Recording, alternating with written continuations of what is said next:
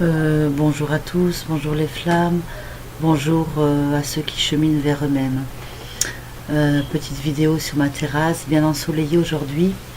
J'ai décidé de prendre un petit peu le soleil et les énergies du jardin afin de me ressourcer énergétiquement dans cette période de nouvelle lune, car nous sommes le 20 septembre 2011. Et aujourd'hui c'est un jour important où nous pouvons faire des vœux. Les vœux, nous sommes en train de construire le nouveau monde et il est temps d'aller complètement vers soi-même. Et comme nous savons, le Verbe est créateur et à travers des incantations et les vœux entonnés tout haut, il est possible de réaliser dans la matière ce que nous voulons selon bien sûr notre chemin de vie et notre essence première.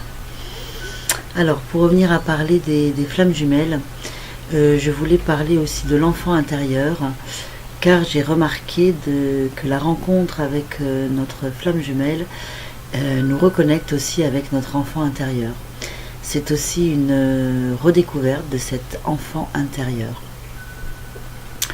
Alors comment est-ce que ça se passe?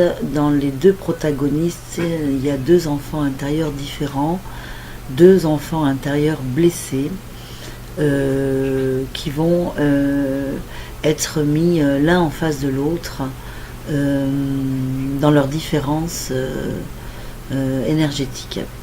Donc pour le pôle yang, nous allons retrouver un enfant intérieur un petit peu bâillonné, un enfant intérieur qui ne s'exprime pas, un enfant intérieur qui a pris très tôt des responsabilités draconiennes et qui très tôt a été responsable, mature,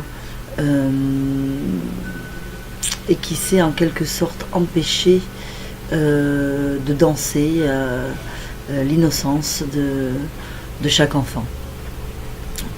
Dans l'autre pôle opposé, le pôle yin, nous n'avons pas d'enfant intérieur bâillonné ni séquestré. Nous avons un enfant intérieur qui a gardé sa juvénilité, sa spontanéité. Nous avons bien un enfant intérieur assez présent. Et j'ai remarqué que cet enfant intérieur a cependant un problème, c'est qu'il ne sait pas qui il est au niveau de l'intériorité. Il est très divisé, il a une personnalité selon chaque personne. Il peut passer d'une personnalité à une autre pour plaire en fait à chaque personne qui est en face de lui. Ce qui nous donne un enfant intérieur qui manque de racines, qui manque de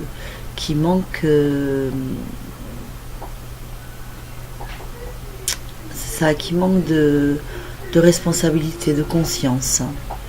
Par contre, du côté du chaser, nous appelons la polarité yang, et bien là nous avons un enfant intérieur qui a été enfermé, bâillonné.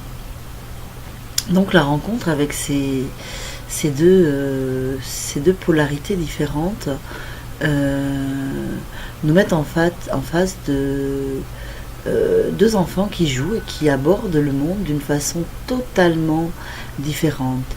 Cependant, l'un est complémentaire de l'autre, mais ne le sait pas.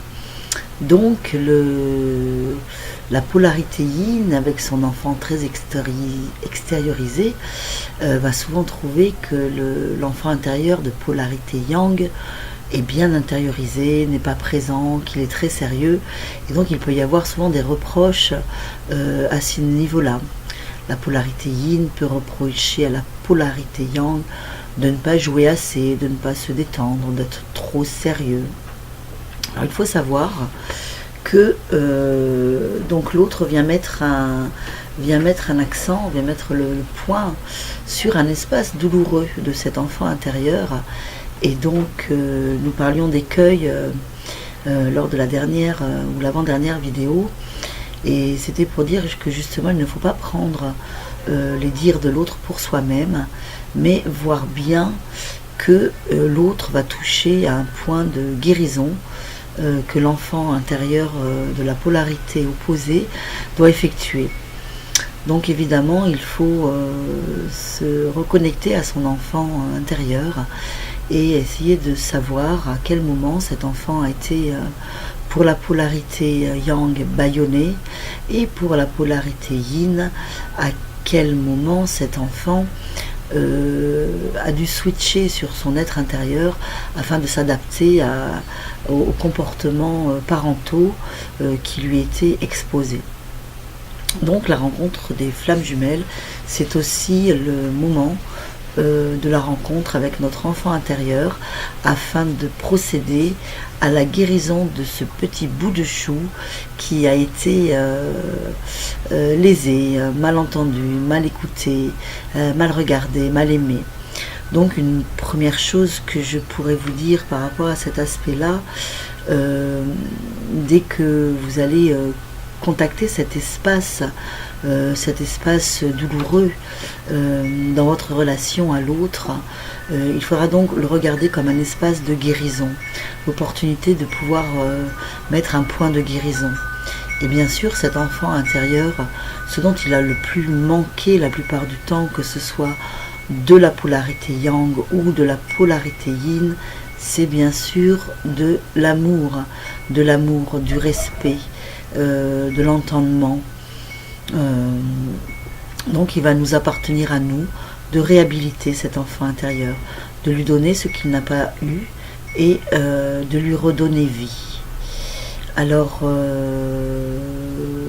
voilà, donc pour les techniques de l'enfant intérieur, je traiterai ça dans la prochaine vidéo.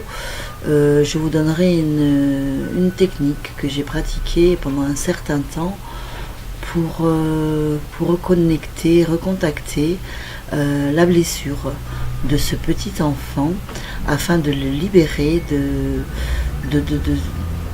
disons de ces liens émotionnels négatifs qu'il avait avec lui-même. Voilà, afin de le libérer. Voilà, c'était une petite vidéo sur la rencontre des enfants intérieurs lors de la rencontre des flammes jumelles. Je vous souhaite le meilleur, prenez soin de vous et buvez de l'eau. Au revoir.